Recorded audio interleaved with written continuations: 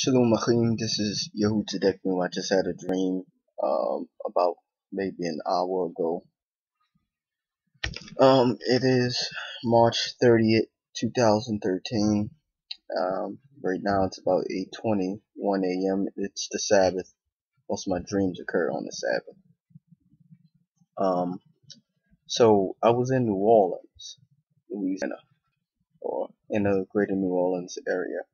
And don't remember all of the dream exactly as it happened, but I do remember at the beginning it was some figment of maybe a news broadcast or magazine or TV. It kind of flashed me for my mind very faintly, as if it was an amalgamation of thoughts being presented to me, and maybe it was from multiple sources like TV, the news, the newspaper and stuff like that. And basically either war had broken out or was just on the verge of breaking out. And so I called a whole bunch of people. I was thinking of a whole bunch of people to call to tell them I told you so. Like,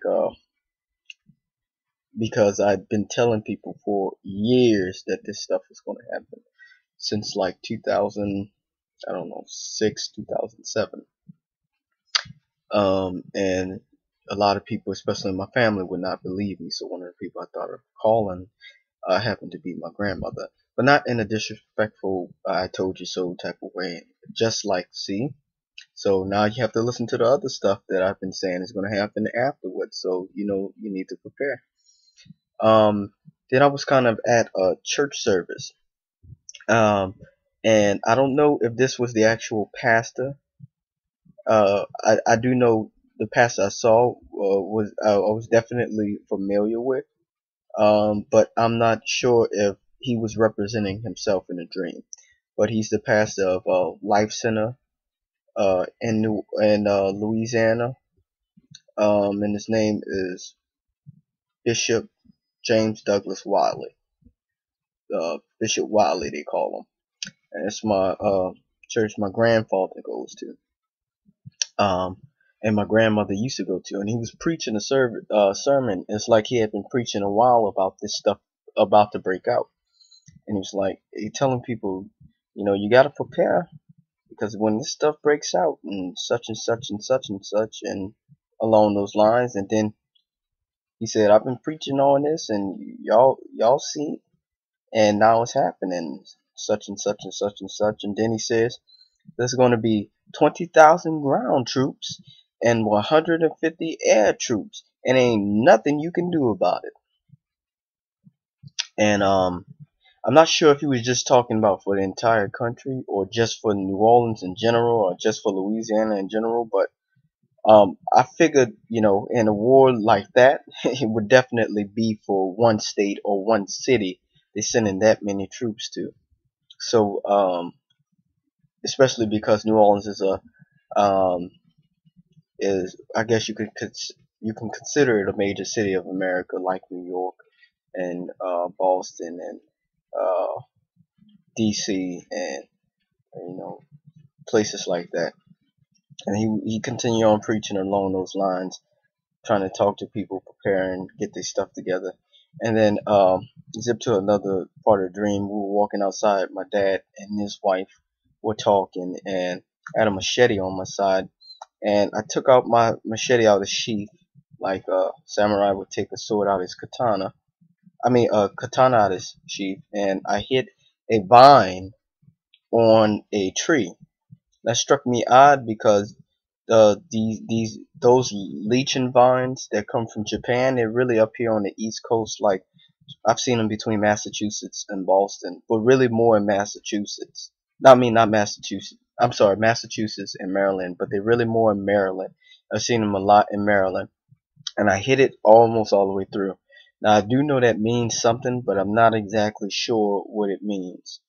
Uh, but I do know a tree stands for a person. So, and the vine is it's a parasite. So maybe the parasite standing on a person or leeching off a person or group of people is going to be cut down soon. But I'm not sure, or cut through.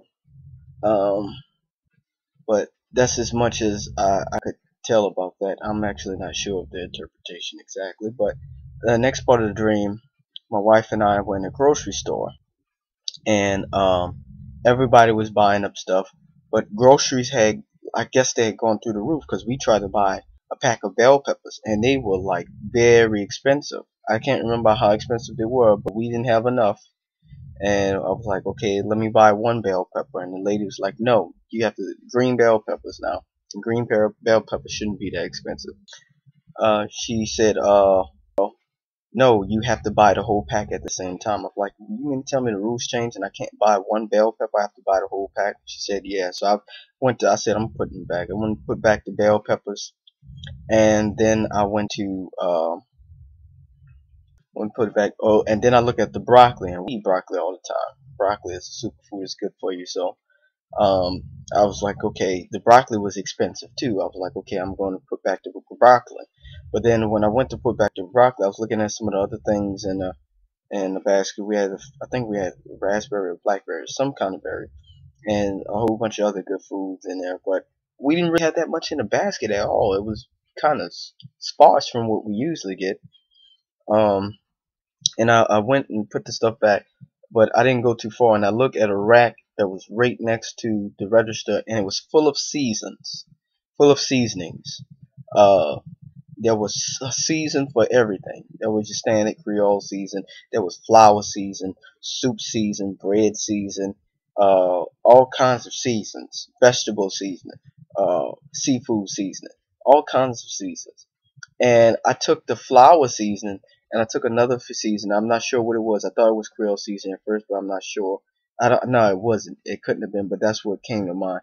And I put it in the flour season, put a little bit in it, and I mixed it up and I shook it, and I put it back on the shelf, and I was real happy with myself. So, and the woman looked at me and she said, "You like those seasonings, don't you?" And I said, "Yeah." And then, so we got our stuff and we left. And dream ended off with me and my dad joking around because he's been preparing for a while. We've been joking about stuff, and he was preparing and getting his stuff together. So, my father Eliyahu, we joking and getting stuff together. So, and his wife was there. We were all joking, kidding around. I was messing with him, but that's the end of the dream. Now, what I think about the seasonings, is that they represent seasons. Seasons actually, as in seasons of things to come. Like there's a season for harvest and there is a season for sowing. There's a season for war and there's a season for peace. And all of these represented seasons. Now there were different seasons: seasons for flour, seasons for bread, seasons for, so these were all types of seasons. I'm not sure if they talk. Well, they had a lot of seasonings there, a lot of seasonings. So maybe on vegetables it was real hard, but on grains and stuff like that, soup, simple things, not the the delicacies, or not the good foods that you usually get, but there was plenteous of the simple things, and if you knew how to mix things together, I guess it was a good thing. Like make a soup out of, or get some wild edibles. I don't know, but there was a plenteous of simple things on that rack. Flour season, bread season, soup season. You know, I guess seafood season if you could fish. But I wouldn't fish with all these mass fish killings and stuff like that. But yeah, I'm not sure if it was trying to say that this is the season where all of this stuff is going to go down and you're not going to be able to find it, or this is the season where all this stuff will become plenteous.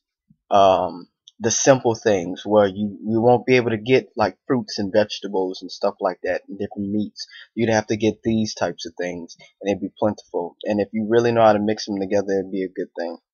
And I'm not exactly sure what it meant by me mixing two seasons together and being real joyous about it. I guess it's what I just explained to you, but that's what was in the dream. So, um, that's the dream. Thank you for listening. I pray God bless you with understanding, wisdom, and knowledge uh, because of this dream, on behalf of this dream. And Uh, Shabbat Shalom.